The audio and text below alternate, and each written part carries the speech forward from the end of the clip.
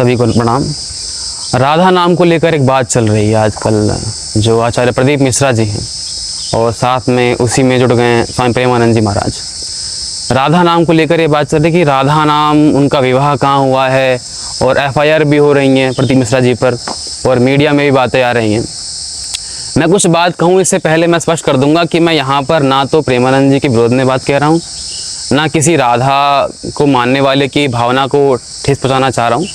अगर हम शास्त्रीय बात करें या हम ऐतिहासिक बात करें तो ऐतिहासिक बात में राधा का स्थान कहाँ पर है, मैं वो बात करना चाहता हूँ।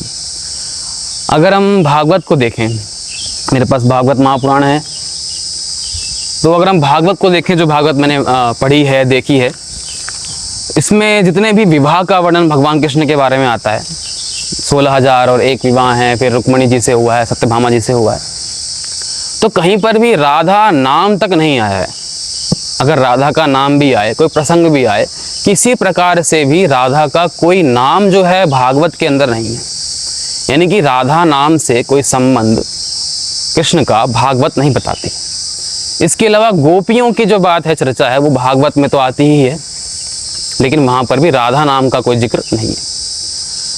अगर हम बात करें महाभारत की, तो वहाँ तो स्पष्ट है, किसी प्रकार से भी दूर दूर तक राधा नाम का कोई जिक्र नहीं है, और ना ही कोई ऐसा प्रसंग है कृष्ण के बारे में कि किसी राधा नाम की कन्या के साथ कोई उनका संबंध था, प्रेम था। फिर राधा नाम की बात आती कहाँ से? मैं इस बात पर आऊँगा कि राधा का फिर हमें मानना चाहिए या नहीं मानना चाहिए, देवता हैं, देवी हैं या नहीं है, पर हम बात कर रहे हैं ऐतिहासिक। अगर भगवान कृष्ण एक पुराण पुरुष हैं, कि इतिहास पुरुष हैं, या हम कहें वो काल्पनिक कथाएं हैं, तो बात खत्म हो जाती है यहीं पर ही। हम काल्पनिक कथाएं कहें तो काल्पनिक कथाओं में तो बदलते रहते हैं, फिक्शन स्टोरीज होती हैं, बनती रहती हैं, पर हम कह रहे हैं कि भगवान कृष्ण एक पुराण पुरुष हैं, एक ऐतिहासिक पुरुष हैं, यानी वो विद्यमान थे, धरती पर आए थे। तो उस बात को देखें तो महाभारत के अंदर जो उनका इतिहास महाभारत में ही मिलता है। कृष्ण की किसी भी समकालीन पुस्तक में राधा का कोई नाम नहीं है। हालांकि भागवत भी महाभारत के बाद का है, वो समकालीन नहीं है। इसके अलावा राधा तंत्र पुस्तक मिलती है, राधा तंत्र नाम से, और कुछ और पुस्तकें मिलती हैं जो कि बहुत ही अर्वाचीन है, बहुत ही नई पुस्तकें हैं, उनमें राधा का नाम का जिक्र है, वर्णन है और संबंध है कृष्ण से बताया गया।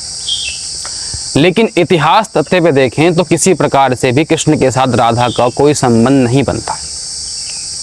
अब हम बात करें राधा का नाम लेना चाहिए, जब करना चाहिए, नहीं करना चाहिए, तो ये बात स्पष्ट करनी होगी कि किसी भी देवता की, किसी भी विग्रह की उपासना करते हैं, वहाँ भाव प्रदान करते हैं, वहाँ इतिहास का संबंध नहीं है।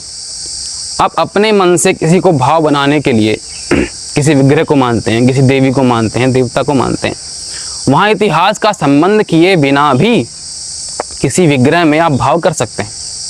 तो उसी भाव के रूप में, जैसे कि योग दर्शन में तरह तरह के ध्यान है, वहाँ पर कहा यथा अभिमत ध्यानाद्वा, जैसा आपका मन करे वैसा ध्यान कीजिए। तो इस प्रकार से आप राधा को मानिए या किसी और देवी को मानिए, या आज भी नई नई देवियां हैं जिनका कोई इतिहास नहीं मिलता है, पर वो देवियां हैं।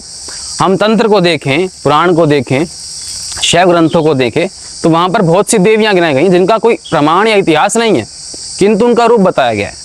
इंद्र देवता हो गए, वरुण देवता हो गए, मरुत देवता हो गए, इनका रूप बताया गया, पर इतिहास कोई ऐसा नहीं मिलता जो स्पष्ट रूप से इतिहास हम कह सकें।